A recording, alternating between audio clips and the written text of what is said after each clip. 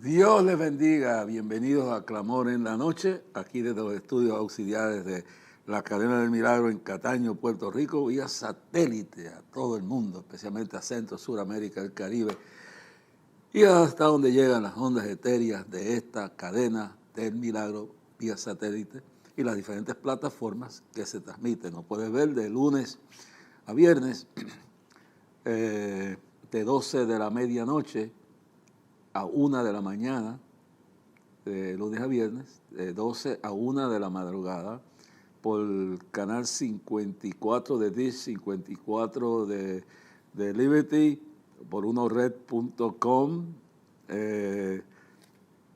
pone cdminternacional@yahoo.com a esa hora de Puerto Rico y baja la señal de la Cadena del Milagro. Contentos y alegres. Que Dios bendiga la dirección, al hermano Tommy Figueroa, a Marcos Plau, Esteban, toda la directiva de esta cadena que están trabajando, manteniendo el legado de un ministerio, de un hombre que nos dejó esto para bendecir y edificar al pueblo en tiempos apocalípticos como los que estamos viviendo. Y también agradecemos la labor aquí de nuestro hermano Esdras, comandante, jefe. De eso vamos a hablar porque tengo en estos programas que voy a estar presentando a ustedes, vamos a hablar de Nehemías. Y estamos hablando de la forma grande de lo que es estar bajo la cobertura de Dios. Y estar bajo la cobertura de Dios es caer en el plan de Dios, en el propósito de Dios. Y de eso vamos a estar hablando durante estos programas que ya los hemos venido llegando. Hoy vamos a continuar hablando sobre esto. Quiero ir verso por verso en el Salmo 91, que explica bien claro los resultados de estar bajo la cobertura de Dios. No la cobertura de un hombre, no la cobertura de un gobierno, de un partido, de una compañía, la cobertura del Todopoderoso en medio de estos días que estamos viviendo. ¿Y qué significa eso? Y cómo manifestarse en esta situación que vive el mundo actual. Así que bienvenidos a esta hora. Este es el día que ha hecho el Señor. Este programa empieza cuando termina el día y luego se graba aquí porque no hay personal para uno estar allá en Camuy a esta hora, pero es lo mismo. Es la presencia de Dios, la cobertura de Dios. Y uno viene, este programa empieza cuando ya el día ha terminado, cuando ya el sol ha bajado, cuando ya las estrellas están brillando y la luna, dependiendo de si está media luna, cuarta luna, lo que sea, pero está toda la belleza del universo manifestado. Y ha pasado el día, tiene sus altas, sus bajas. Dios mío, hay veces que uno termina el día que no puede dormir. Para eso estamos aquí. Yo cuando empecé este programa, que ¿sabes? Son cinco programas que tengo que preparar por semana, de lunes a viernes, a la medianoche, terminando la 1 de la mañana del día siguiente. ¿Sabe qué? Pero pensé que era pérdida de tiempo, ¿no? He tenido informes de que en los ratings y en cosas ha habido momentos que sobrepasamos a los canales seculares, a toda programación en esta isla, a esta hora. Ha habido momentos que estamos por encima en los ratings, pero como nosotros, los ratings son para vender publicidad, son para eso, para las ganancias de un canal y eso. Sin embargo, aquí lo que trabajamos es para bendecir al pueblo. Aquí no vivimos de ratings. Como Jesús habló a multitudes, a miles, alimentó a miles, predicó a miles, sanó a miles, pero también se paró en el camino a Samaria, a hablar con una prostituta, a hablar con una ramera. Una ramera sí, porque era una mujer que había tenido una vida, para algunos era una ramera, porque había tenido una vida descontrolada, Y esto es algo que con una mujer como esta, que posiblemente nadie la tenía en estima, pero Jesús se paró en el camino para hablar con la mujer samaritana. También pudo sacar tiempo para permitir tener una conversación o venir a ministrarle a una mujer de la vida con María Magdalena, una ramera. Cristo vino a buscar y a salvar lo que se había perdido. Lo vil del mundo, lo menospreciado de la tierra, escogió Dios para avergonzar a los sabios. ¿Sabe? Lo grande del cristianismo es que el verdadero fe de Cristo, la fe en Cristo, la verdadera experiencia cristiana o tener un encuentro con Cristo es a veces perdonar lo que parece imperdonable, sobrellevar lo que parece que no se puede aguantar más, enfrentar la noche oscura, enfrentar el desastre, enfrentar la mala noticia, enfrentar la situación más difícil que haya venido a tu vida y aceptar y reconocer tu condición, aceptar y reconocer tu vida personal. Y a veces, como pasa en toda la vida, los seres humanos tienden a enaltecerse, a inflarse. ¿Saben la historia del sapo, verdad? Es una historia que le he dicho muchas veces. Dice que hay una historia de un sapo, claro, una cosa fantasiosa, pero una verdad. Y el sapo pues quería ser cada día más aceptable, más sobresaliente, más importante. Y un día él pensó que si él podía subir en el pico de un pelicán, ¿sabes? Que el pelicán tiene unos picos grandes que son como unas canastas. Entonces, si él podía elevarse bien alto, y mientras más alto él se elevara y el mundo lo viera, más importante sería. Y dice que un día llamó a su amigo el pelicán y dijo: mira, súbeme en alto. Así que la soberbia, la altivez de espíritu, el orgullo, que fue lo que llevó a Satanás a rebelarse contra Dios y querer ser semejante a Dios. Dice Isaías profeta y Ezequiel, dice que queriendo ser semejante a Dios, era el que tenía el puesto más tremendo. Lucifer, bueno, lo podemos leer, pero voy a tocarlo por encimita, quizás lo vayamos más profundo, más luego. Pero con todo lo que tenía no estaba satisfecho de su grandeza. Óigalo bien claro. ¿Sabe? Era bien claro todo esto. Y entonces estamos en Isaías capítulo, en el profeta Isaías capítulo 14, es una de las palabras que he usado para esto. Estamos hablando, claro, estamos hablando de una anécdota, de un sapo, pero estamos hablando de la altivez de espíritu, del deseo de las personas ser mayor, más importante, tener más, la ambición de poder, de grandeza. Entonces, mire lo que dice aquí. En el capítulo 14 del profeta Isaías, esta es la ley de doble referencia en cuanto a lo que ocurrió allá entre el verso 1 y el verso 2 de Génesis. ¿Sabe que el capítulo 1 de Génesis dice: el principio creó Dios los cielos y la tierra? Más luego viene el verso 2. Y en el verso 2,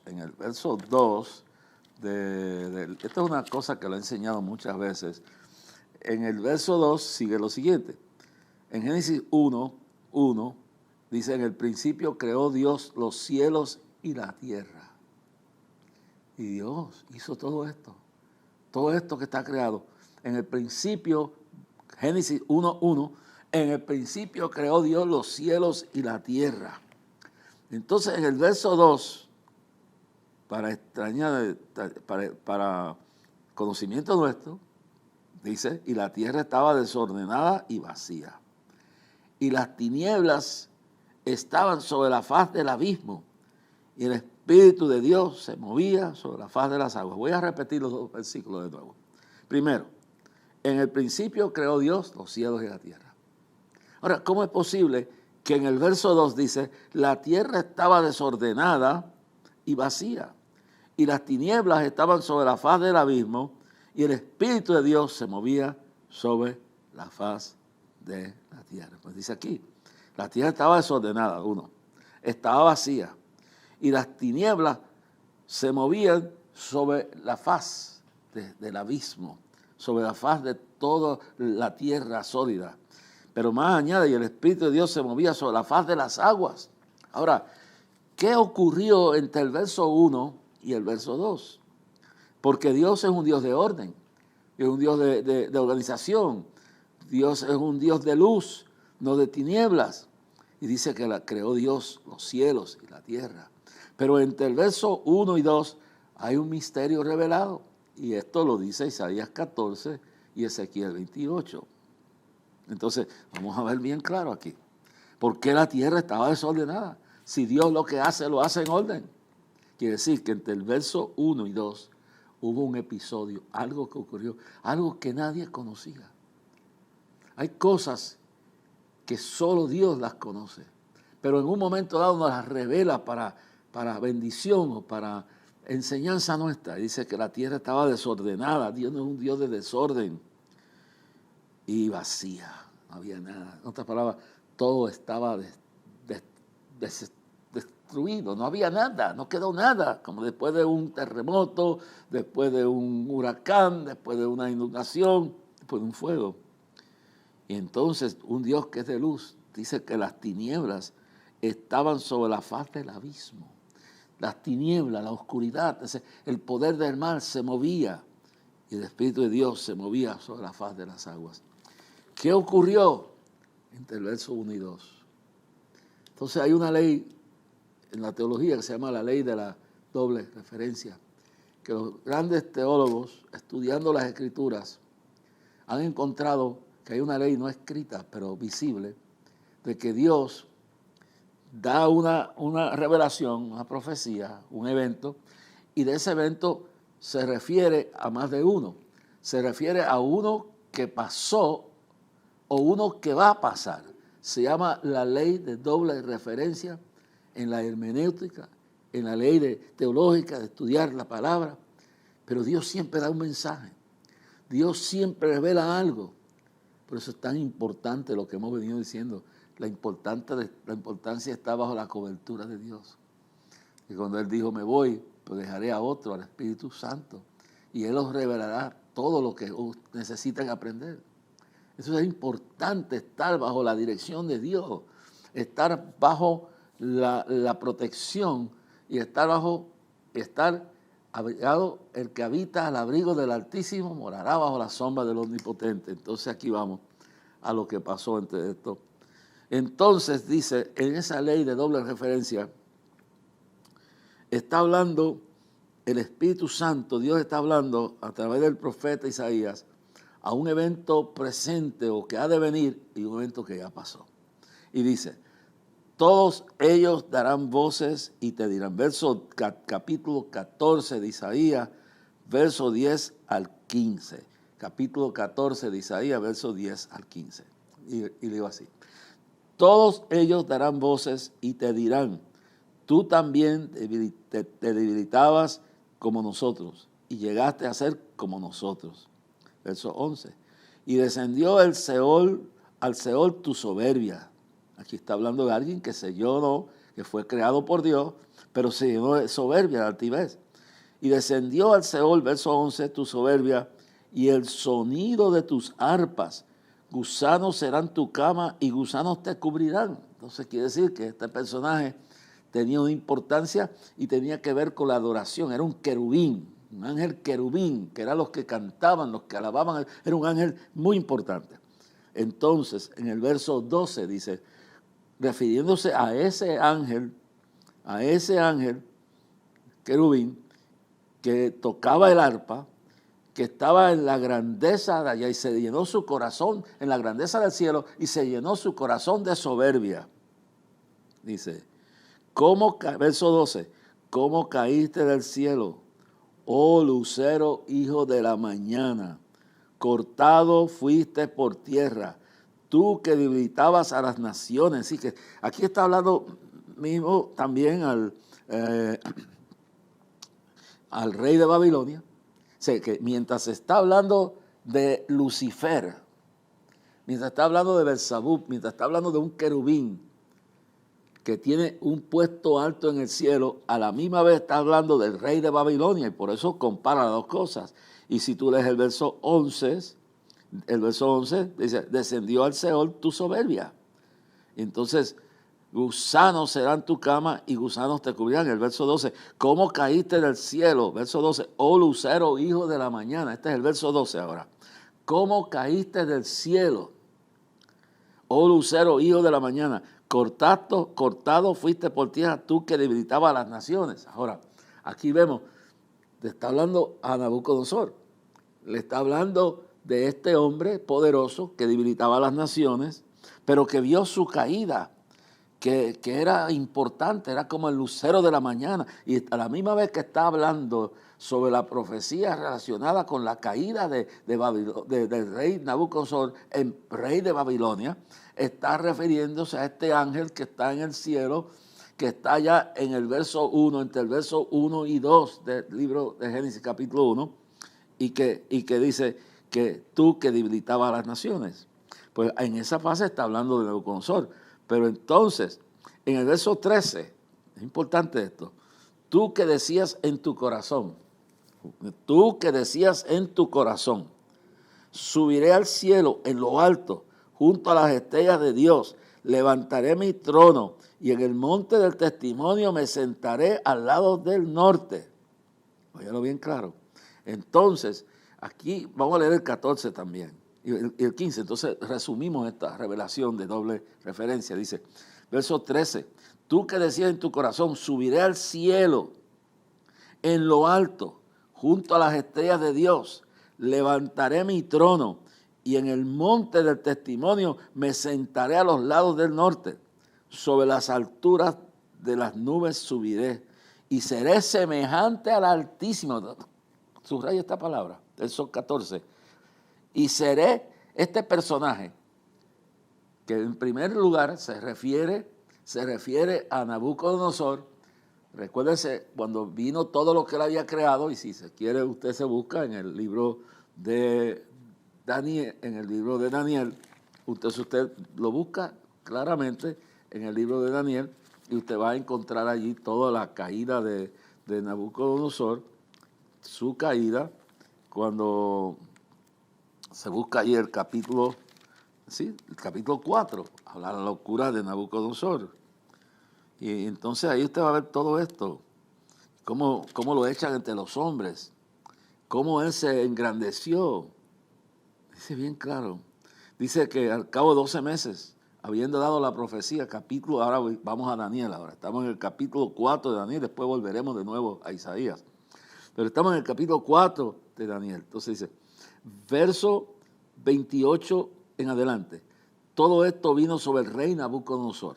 Ahora estamos hablando de la ley de los verso 29. Al cabo de 12 meses, la profecía tardó un año entero antes de que se cumpliera.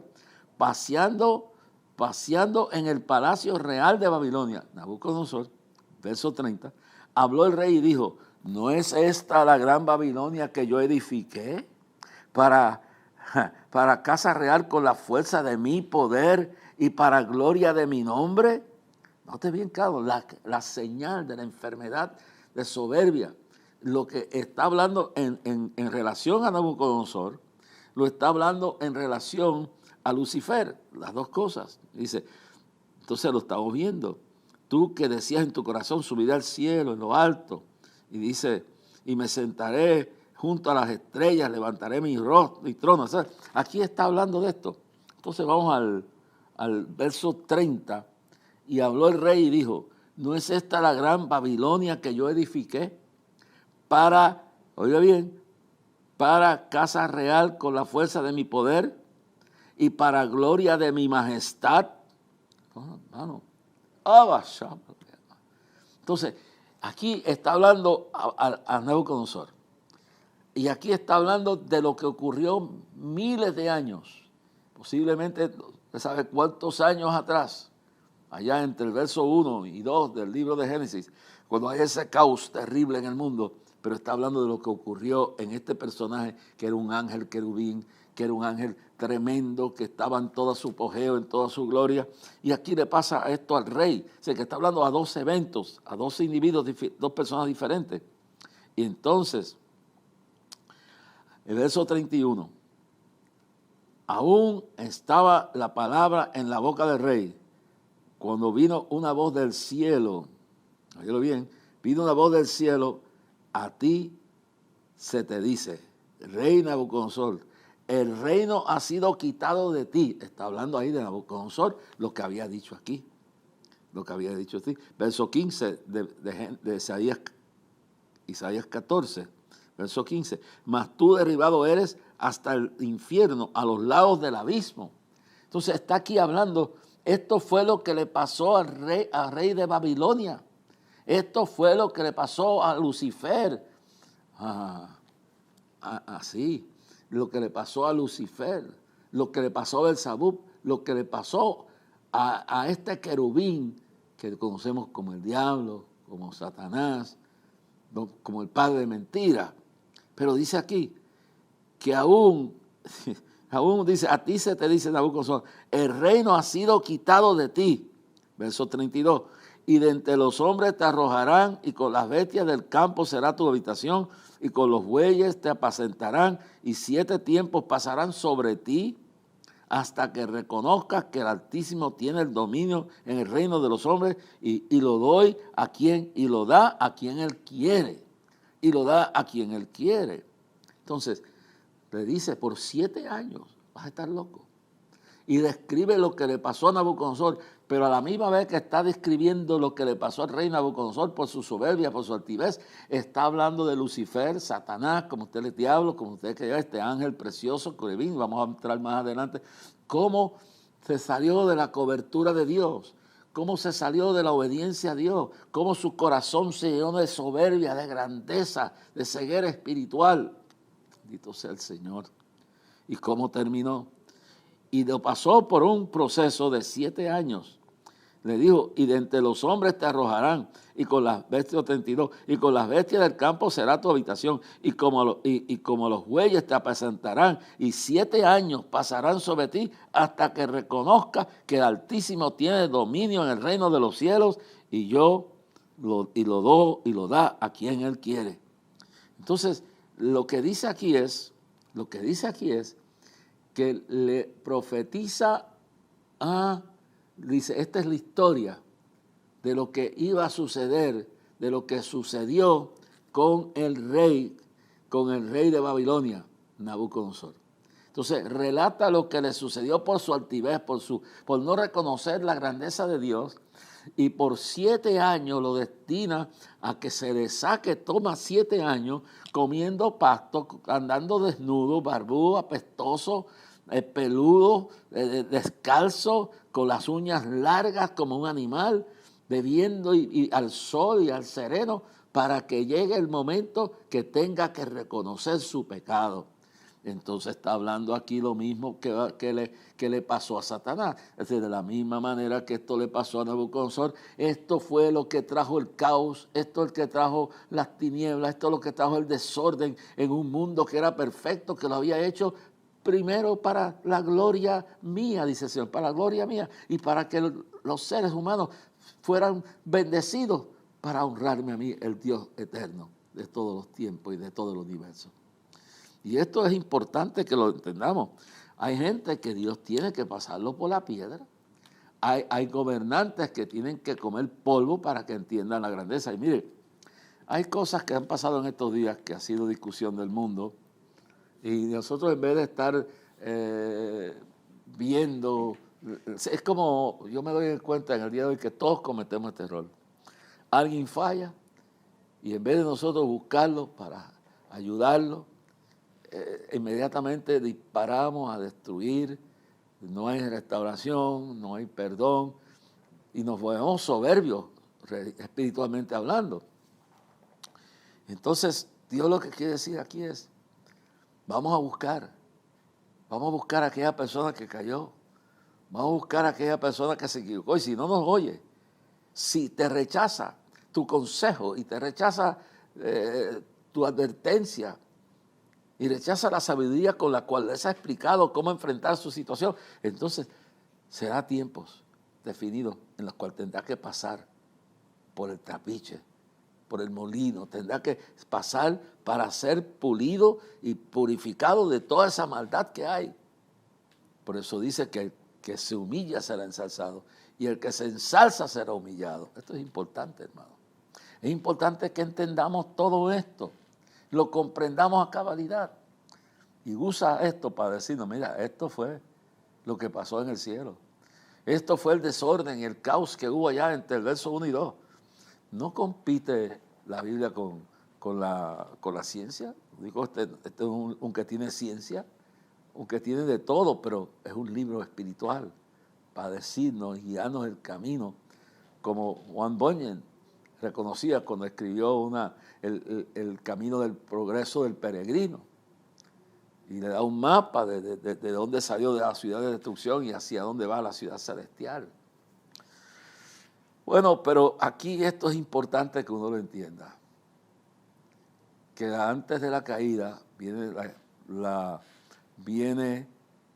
soberbia, la altivez de espíritu. Aparte de todo esto que estamos hablando, en estos días hay un fenómeno político y todo el mundo sabe mi relación histórica, espiritual, profética con la República de El Salvador, una pequeña república en el centro de Centroamérica, y cómo estando en una convención de las Asambleas de Dios en el verano de 1980. El verano de 1980 yo estaba con mi familia, mis hijas, estábamos en Mahanaim. Era la primera vez que en los principios del campamento, donde se levantaría uno de los más hermosos campamentos para actividades cristianas y todas las actividades del Concilio de las Asambleas de Dios. Y siendo ministro de la Asamblea de Dios, fui a la convención ese año. Y me recuerdo que cuando fui a esa convención, a mí me tocaba, porque había que levantar una ofrenda para dar el primer pago para la compra de esa propiedad en las montañas de Mahanaim, lo que llaman Upstate New York, yendo hacia el Canadá, en las montañas más altas, lo que llaman aquello Upstate New York, son las montañas, camino a Buffalo, a Rochester, lo que llaman le llaman los Catskills, las montañas Catskills. Y ahí hay historia tremenda de toda la fase religiosa de los Estados Unidos, buenas y malas, y toda la historia hay ahí. Entonces, en ese campamento, a varias horas de Nueva York, la Asamblea de Dios compró ese campamento, donde los judíos tienen grandes campamentos allá, y hay una colonia judía allá arriba que viene de Nueva York a acampar y a descansar y a llevar sus actividades allá arriba con su familia y actividades religiosas.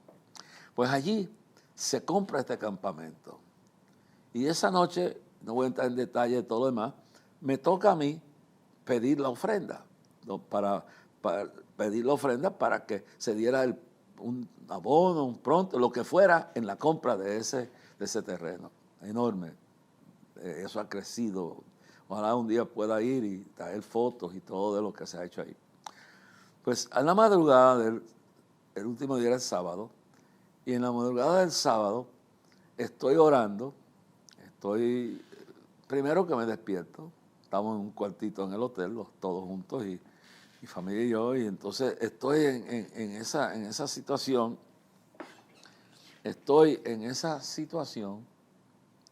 que indiscutiblemente, en esa situación, y todo el mundo está durmiendo, pues yo estoy despierto. Estoy mirando la belleza de ese campamento donde estoy, desde el hotel donde estaba, y Dios me dice, tienes que ir a El Salvador. Tienes que llevar un mensaje profético a esa nación. Y Dios mío, yo no conozco a nadie allí. Señor, yo no conozco a nadie en este país. Yo desconozco esto, yo en mi vida he ido a ese país. Y vuelve y me dice el Señor, tú tendrás que ir. Bueno, por la noche, cuando voy entrando al auditorio principal, donde va a estar la convención, el culto final, donde voy a levantar la ofrenda, voy entrando, una persona me toma por la mano y me dice, mi siervo, yo soy quien te envío. Yo te envío a ese país. No temas ni desmayes, porque yo, Jehová tu Dios, seré contigo. Yo voy contigo. Bueno, Dios me lo confirmó. Yo no sé quién era aquella persona. Realmente al día de hoy no sé quién era. Levanté esa ofrenda, que se levantó, una ofrenda tremenda. Entonces llego a Puerto Rico y ya el que había sido superdirector, decano del seminario donde yo estudié, pues ahora era el superintendente o el presidente del distrito de Puerto Rico, la Asamblea de Dios, Rubén Nieves. Rubén, pues en los años que estuve en el seminario, que allí pasé varios años ahí estudiando y interno, pues hicimos una gran amistad. Dije, Rubén, yo tengo que ir a El Salvador, pero me dicen que hay una guerra allí. Y ha comenzado una guerra, estaba comenzando la guerra, la revolución del Frente Farabundo Martín contra el gobierno que estaba en existencia, que era un gobierno también revolucionario, pero que había tomado el poder de unos más peores. Se llamaba José Napoleón, el ingeniero José Napoleón Duarte, que le habían quitado el poder, pero lo pusieron de nuevo. Bueno, tengo que ir allí, era verano, ya era el mes de julio ya. Yo había estado en junio acá en la convención, pero entonces vamos allí. Y llegamos allí y estaba Juan Bueno, que dicho sea de paso, Juan Bueno fue el pastor que Dios más bendijo en mi vida, porque ese hombre nos ayudó tanto cuando llegamos allí. Me tocó predicarle el domingo, tenía 3 cultos, tenía una iglesia de 15,000 miembros y tenía 3 cultos por la mañana. Y a mí me tocó predicar en los 3 cultos esa mañana. Y luego a Rubén, querían que yo predicara por la noche y Rubén predicó, yo quise predicar. Pero esa visita entonces me conectó con el comité de evangelismo de las asambleas de Dios. Y mire, yo no sé ni por qué Dios me ha enviado aquí. Me enseñaron un mapa, me enseñaron todo y dijo, bueno, así es esto. Y ahora que estoy aquí, veo que hay una guerra. Había una guerra, ya la revolución había empezado. Se estaba matando. Además, se había creado otro frente, que eran la mano blanca, que eran la gente de la derecha, que eran los que mataban a todos los que creían que eran comunistas, los mataban, y aquellos que eran comunistas mataban a estos y querían el control. Y en medio estaba el gobierno de Napoleón Duarte, como un gobierno, ¿sabe? No de izquierda, no radical, sino gobierno entre medio de los dos. Entonces había un gran conflicto. Bueno, en ese proceso, pues, entendí que Dios quería que yo diera una campaña allí. Primero, no tenía dinero. Segundo, hay una guerra. Acababan de 45 días antes de nosotros llegar, habían matado al Monseñor Romero, que era un obispo católico, que era muy querido por la gente, y la mano blanca, la extrema derecha, lo mandó a matar. Y también habían curas que estaban con la extrema izquierda, habían curas de la teología de la liberación. Se cree que Romero estaba metido en eso también, pero no hay excusa para lo que se hizo, porque dentro de todo lo que él hacía, él estaba tratando de hacer algo noble, algo bueno con el pueblo. El asunto es que yo llamé a esa gente y dije, yo me voy, pero alquilen el estadio, hagan la publicidad, que yo vengo con dinero para pagar todo esto. No tenía nada. Fe y confianza, estando bajo la cobertura de Dios. Dios abre la bendición del cielo y de la tierra. Dios provee de sus riquezas en gloria todo lo que nos hace falta.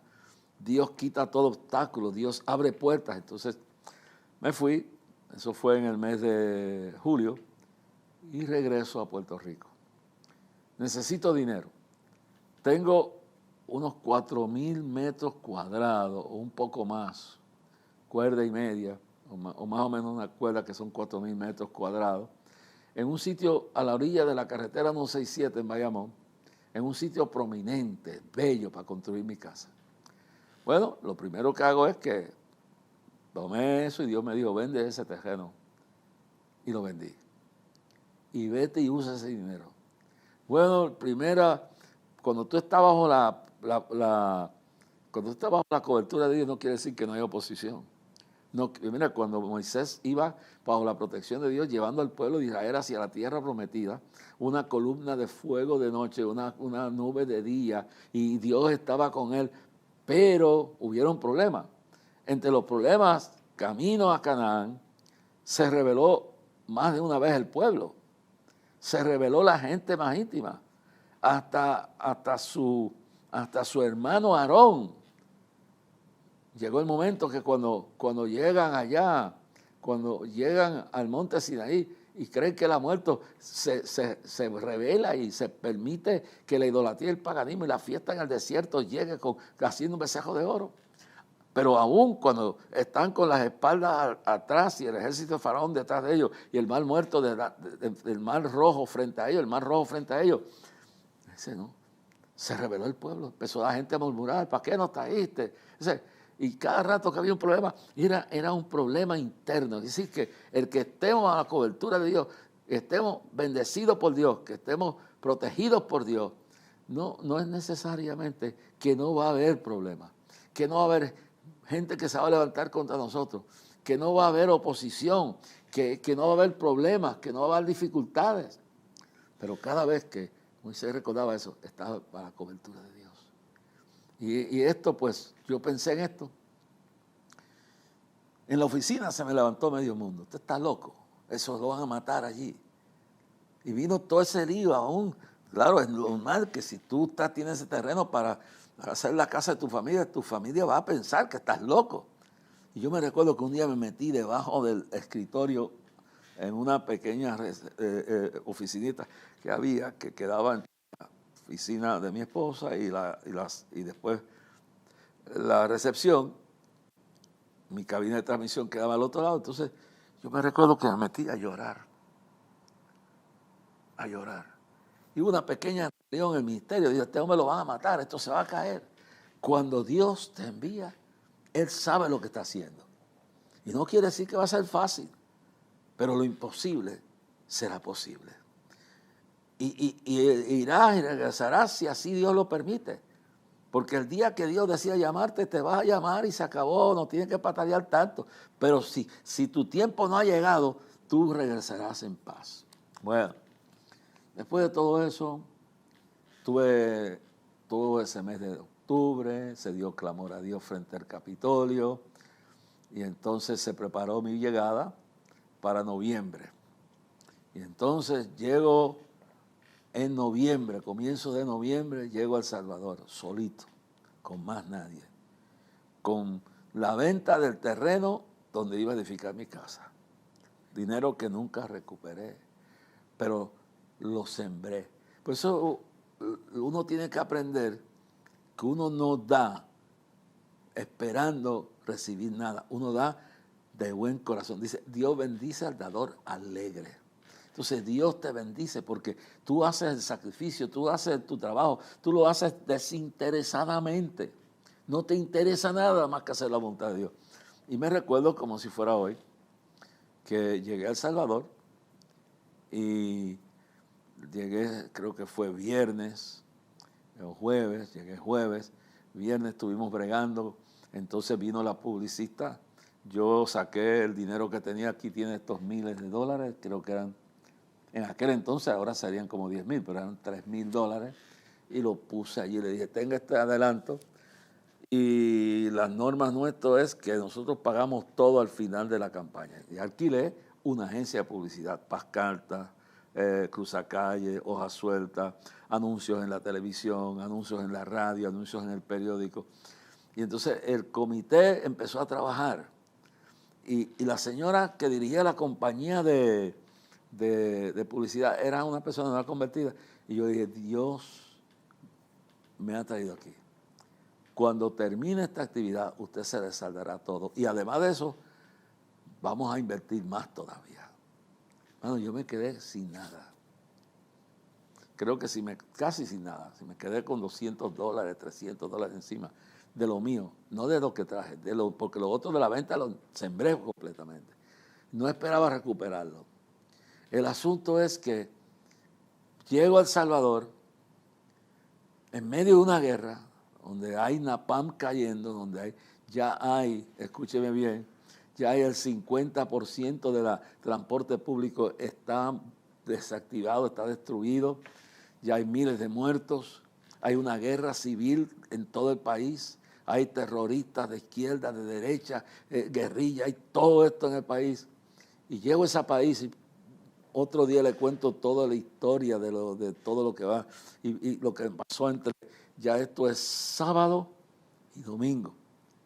Y entonces viajo por tierra el sábado a San Miguel con un oficial, Marcos Amayo, de descendencia indígena, creo que él era vicepresidente de la Asamblea de Dios, y entonces vamos por ahí para allá abajo, con su familia, y yo decía, pero pastor, yo iba nervioso porque hasta un cadáver vimos a la orilla de la carretera, y le digo, pastor, ¿cómo es posible que usted arriesgue a su familia? Aquí nosotros aprendemos a vivir con las bombas, nosotros sabemos que hay bombas todo el día, hay guerra, y si fuéramos así, nosotros confiamos en Dios. Si llegó el tiempo, entonces llegamos a San Miguel, tremendo culto, regresamos por la noche, no voy a hablar lo que pasó en ese regreso, eso es otro episodio que lo puedo contar en el siguiente programa, y entonces me piden que vuelva, y dije, yo vuelvo si podemos alquilar un avión, y alquilamos, fui a Santa Ana, no voy a contar ahora lo que pasó esa noche,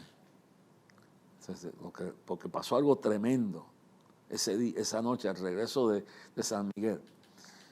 En medio de una guerra, Dios me envía. Invierto lo que Dios me ha dado. Hago lo que Dios me mandó a hacer. Estoy bajo su cobertura. ¿Y por qué estoy hablando de esto?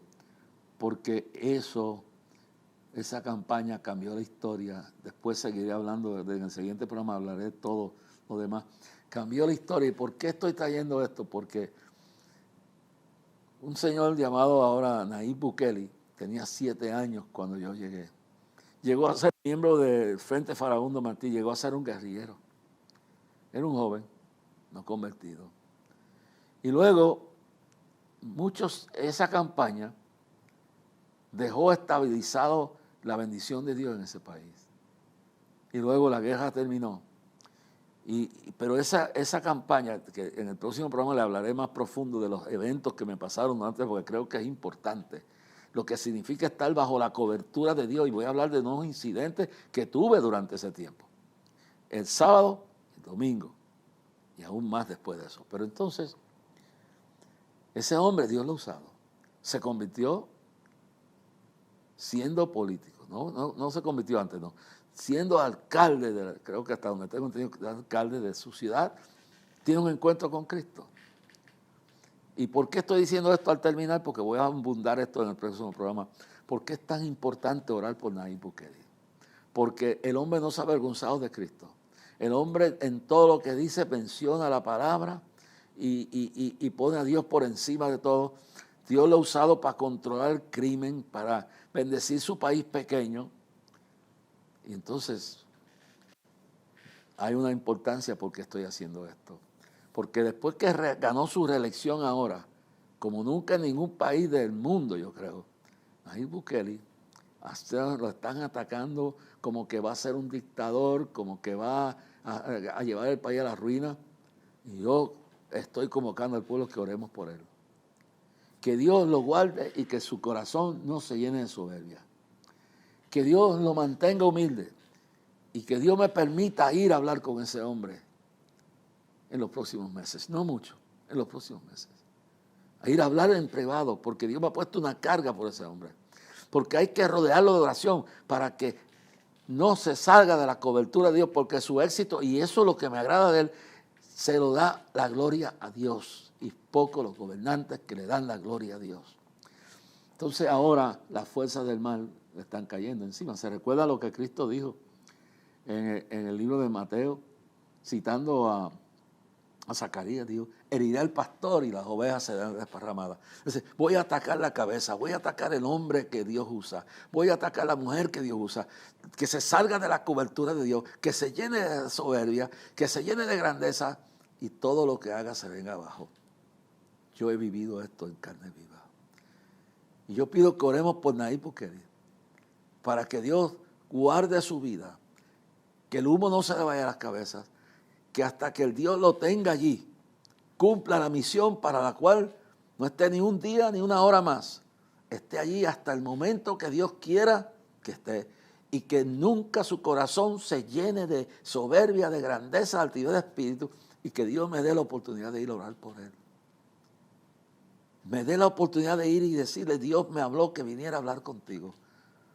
Y le daré un testimonio en el próximo programa de lo que pasa cuando Dios le habla a uno y el gobernante Dios lo envía a uno. Le voy a hablar un caso especialmente en Centroamérica, del peligro de no estar bajo la cobertura de Dios. Estar bajo la cobertura de Dios es tener discernimiento, es oír la voz de Dios, es oír la voz del profeta o el instrumento que Dios usa. Y orar por Nayib Bukele y que la soberbia no se le vaya a cosas. Porque ha empezado, yo oigo a los periodistas aquí, esto va a terminar así, y le han caído encima al hombre. Y eso me ha inquietado a mí, orar por él. Orar que Dios lo guarde y que yo pueda ir sentarme y que no esté, que él permanezca hasta que Dios le diga el tiempo. Y que la gente entienda que Dios es una cosa y el hombre es otra. Y que hay que poner los ojos en Jesús. Padre, te damos gracias por este mensaje que tú nos has explicado cómo fue que ese desorden vino al mundo. Cómo Satanás, siendo un ángel bello y hermoso, se llenó de soberbia, y Nabucodonosor, siendo un rey poderoso, se llenó de soberbia y cayeron de la gracia de Dios. Salieron de tu cobertura, pero cuando Nabucodonosor reconoció, volvió a tu cobertura y tú lo bendeciste. Bendice a Nayib Bukele, Padre. Que no se olvide nunca que es solamente un instrumento y que no esté un día ni más del tiempo que quiera allí, en ese lugar. Y que tú tomes el control de todo como hasta ahora y seas tú el que te glorifique. En el nombre de Jesús. Y que mira a todos sus detractores que vienen contra él con esa enseñanza. Y le diré al pastor y las ovejas serán desparramadas.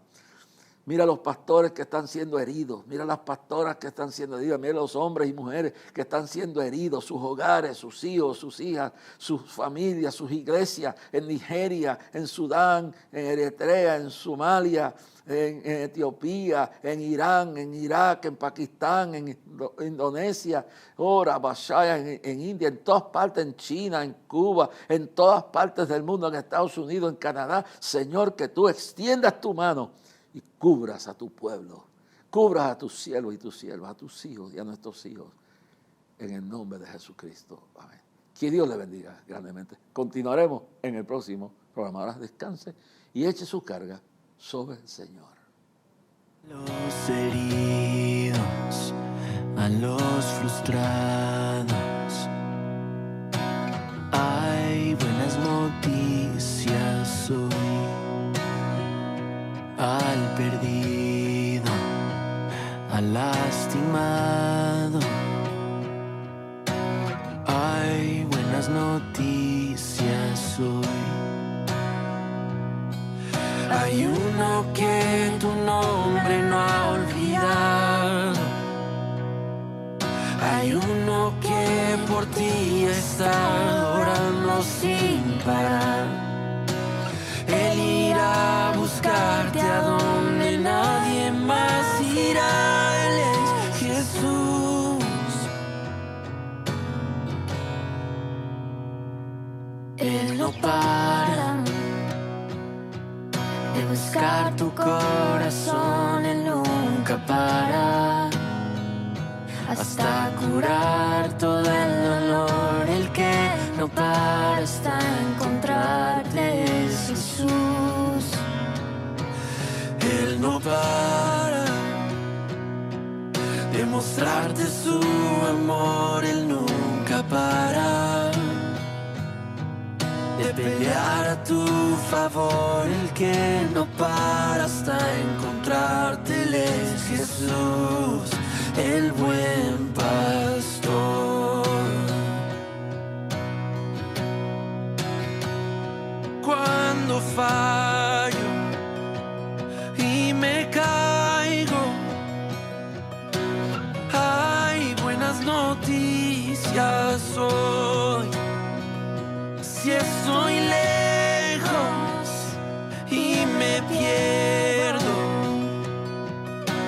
hay buenas noticias hoy. Hay uno que mi nombre no ha olvidado. Hay uno que por mí está orando sin parar. Él irá a buscarme a donde nadie más irá. Él es Jesús. Oh, Él no para de buscar mi corazón. Él nunca para hasta curar todo el dolor. El que no para hasta encontrarme. Él es Jesús. Él no para de mostrarme